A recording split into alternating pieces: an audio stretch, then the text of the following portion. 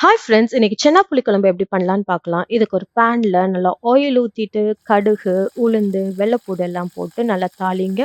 வெள்ளைப்பூடு நல்லா golden ப்ரௌனா cook ஆன உடனே வெங்காயம், மிளகாய் எல்லாம் ஆட் பண்ணி, கொஞ்சம் சால்ட் ஆட் பண்ணி குக் பண்ணீங்கன்னா, ஃபாஸ்ட்டா வெங்காயம் குக் ஆகும்.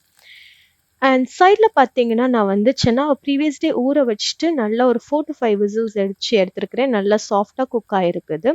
நல்லா வெங்காயம் டிரான்ஸ்லூசன்ட்டா குக் ஆனோனே தக்காளி போட்டுட்டு, அந்த சென்னாவையும் நல்லா வந்து போட்டு, தக்காளி வந்து நல்லா ஸ்மாஷியா குக் ஆகட்டும். சைட்ல ஒரு மசாலாக்கு தேங்காய், சென்னா அண்ட் சாம்பார் பொடி போட்டு நல்லா மசாலா கிரியேட் பண்ணிக்கோங்க.